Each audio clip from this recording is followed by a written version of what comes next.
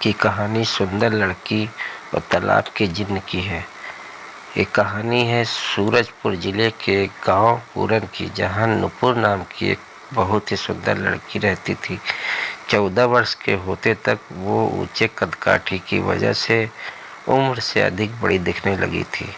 गौर वर्ण और लंबे काले केस की वजह से बहुत सुंदर लगती थी। जितना सुंदर सूरत उतनी ही सुंदर सीरत भी थी। मधुर व्यवहार व मधुर वाणी सबका मन मोह लेती थी। यही वजह है कि इतनी कम उम्र में उसके लिए रिश्ते आने लगे थे। पर वो अपने 4 भाइयों की इकलौती बहन थी। सबकी लाडली अभी पढ़ना चाहती थी, पर समस्या ये थी कि 8वीं के बाद उसे 3 किलोमीटर पैदल चल के जाना पड़ता था। भाई सब बाहर चले गए थे। उसके साथ की सहेलियों के विवाह हो चुका था। किसी तरह माँ को मना लिया आगे की पढ़ाई के लिए। पिता तो पहले से ही उसके पढ़ाई के लिए तैयार थे। जुलाई से उसने 9वीं कक्षा के लिए पूरन से प्रेम नगर जाने लगी। वो एक कस्बा था, कॉलेज भी खुल गया था। जब वो जाती तो एक तालाब पड़ता था, जहाँ पीपल के पेड़ पर अस्थियाँ लटकी रहती थीं, जिसे देख नुपुर भय से कांपने लगी। हवा के झोंके से पीपल का पत्ता डोलता तो वो और भी भयभीत हो जाती। कोई राहगीर भी भूले से नहीं दिखते थे। वैसे भी 12 से शाम 5 बजे स्कूल का समय रहता। इस वक्त लोग घर पर या खेतों पर रहते। पीपल पेड़ के सामने शमशान घाट भी सामने था। उसे भय लगता। वो वहाँ से दौड़कर आगे निकल जाती। आगे कुछ दूर पर फिर एक तालाब मिलता, पर वहाँ उसे भय नहीं लगता। पता नहीं क्यों नुपुर को आगे के तालाब के पास ऐसा लगता जैसे यहाँ चहल पद है। पदचाप भी सुनाई देते, पर कभी वो पलट कर नहीं देखती। उसका सिद्धांत था पलट कर नहीं देखना। एक रोज उसके पिताजी ने पूछा, बेटा पढ़ाई कैसी चल रही है, कोई परेशानी तो नहीं? नुपुर ने कहा, कोई दिक्कत नहीं पापा, पर रास्ते में एक शमशान घाट पड़ता है, बस वहीं डर लगता है। तो जब भी शमशान घाट से निकलो तो उस जगह को प्रणाम किया करो। कोई चिता जलती दिखे तो भी हाथ जोड़कर उस मृत आत्मा की शांति के लिए प्रार्थना किया करो, फिर कोई डर नहीं लगेगा। यही जीवन का सच है मेरे बच्चे, और सबकी मंजिल भी यही है। एक दिन तो सभी को यहाँ तक पहुँचना ही रहता है। कभी भयभीत नहीं होना। जो मर चुका उससे क्या भय? हाँ पापा, आप सही कह रहे हो। अगले दिन नुपुर फिर स्कूल के लिए निकलती तो शमशान घाट पर चिता धू कर जल रही थी। वो रुकी और प्रणाम किया। वो सोचने लगी, पापा ने सच ही कहा, आज मुझे कोई डर नहीं लग रहा है। कुछ आधा किलोमीटर आगे बढ़ी तो फिर दूसरा तालाब मिला। उसके बाद उसके साथ फिर कोई पदचाप की आवाज़ आने लगी। न जाने क्यों आज इस तालाब के पास उसे थोड़ा भय हुआ, क्योंकि ये एक सुनसान रास्ता था, गांव को सड़क से जोड़ने वाली कच्ची राह, जहां मुश्किल से कोई राहगीर नहीं दिखते थे। पर पढ़ने के लिए कुछ तो कष्ट उठाना पड़ेगा। आखिर पीछे वाले तालाब की तरह यह भी वहम ही लगा। अपना मन मजबूत करके वो आगे बढ़ी। 9वीं से 10वीं पहुंच गई। 16 वर्ष की नुपुर और भी खूबसूरत दिखने लगी। जब भी वो स्कूल जाती, अपने आसपास किसी को महसूस करती थी। 10वीं का अंतिम पेपर दिला वो उस दिन घर लौट रही थी कि तालाब के पास से उसकी नज़र अचानक अपनी परछाई पर पड़ी। वो चौंक गई। उसकी परछाई के साथ एक और काली परछाई थी। वो दौड़कर घर भाग जाती है। उसे डर की वजह से बुखार आ जाता है। स्वस्थ होने पर वो ननिहाल जाती है तो भूल जाती है काली परछाई के बारे में। फिर उसे लगता है वो वहम ही होगा।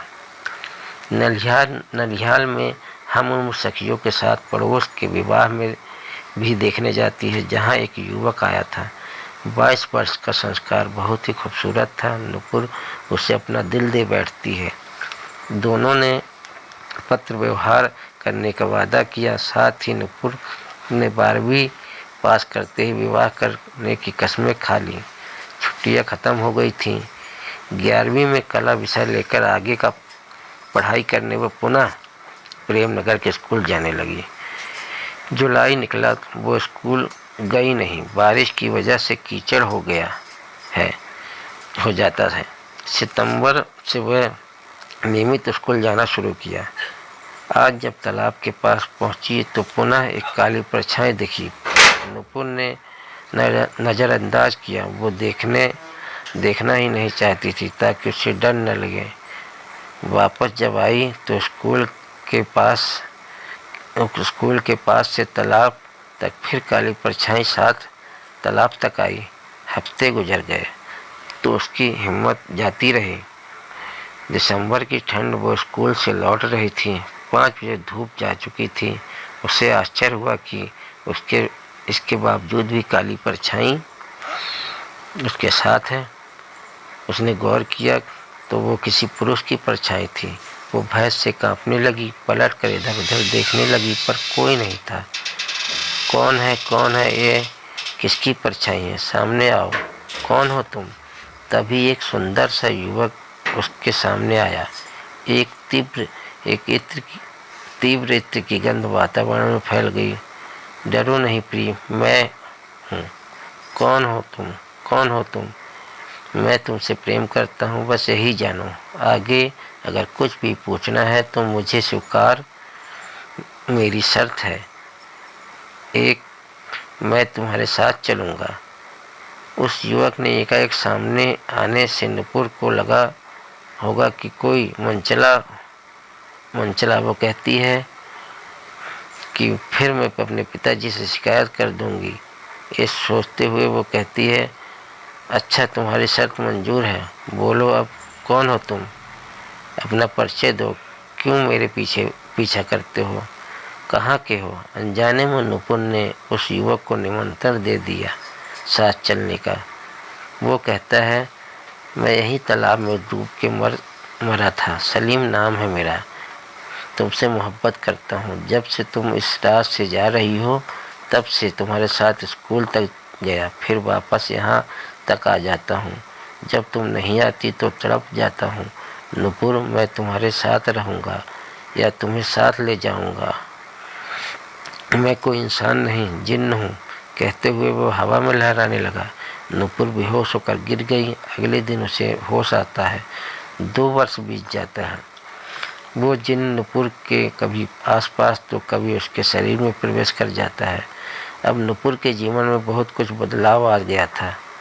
वो खूब विचित्र व अद्भुत इत्र लगाती, पहनावे व श्रृंगार करती। वो जिन वैसे उसे तंग नहीं करता था। नुपुर तो जैसे होश में नहीं रहती थी। घर में नुपुर का बदला स्वभाव तो महसूस हुआ, पर किसी ने सोचा नहीं था कि जिन्न का साया होगा। इधर संस्कार 2 वर्ष से नुपुर का पत्र नहीं आने से वो उसके लिए बेचैन हो गया। वो अपने पिता को रिश्ते के लिए भेजते हैं। संस्कार भी मिलने जाना चाहता था। तब उसकी माँ ने मना किया, कभी नहीं जाओ, जब तय हो जाएगा तभी मिलना। संस्कार मान जाता है। इधर रिश्ता तय हो जाता है तो वो जिन नुपुर से कहता है, तुम धोखा दे रही हो, मैं तुमसे प्रेम करता हूँ, तुम किसी और की नहीं हो सकती हो। वो नुपुर के शरीर में प्रवेश कर जाता है। पूरे घर में कोहराम मच जाता है।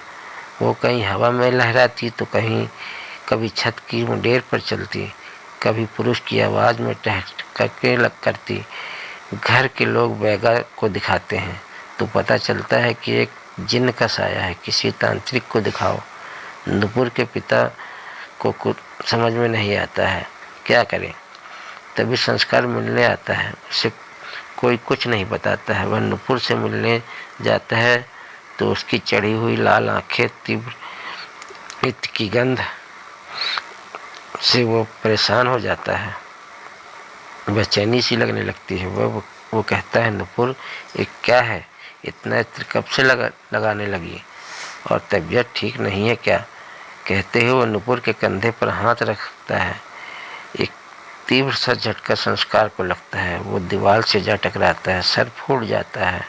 इसके बाद नुपुर बाल बिखेरते हुए शरीर पर सर पटकने लगती है। वो जिन नुपुर के शरीर से बोलता है, धोखेबाज, तू सिर्फ मेरी है और किसी की नहीं। मैंने तुझे कभी कोई तकलीफ नहीं दी, पर अब मैं तुझे साथ ले जाऊंगा। कहते हुए नुपुर का शरीर हवा में तैरने लगता है। संस्कार नीचे आता है और उसकी हालत देख नुपुर के पिताजी समझ जाते हैं। उन्हें यकीन हो जाता है कि अब नुपुर से कोई विवाह नहीं करेगा। वो रोते हुए बैठ जाते हैं। संस्कार भी कहाँ हार मानने वाला था।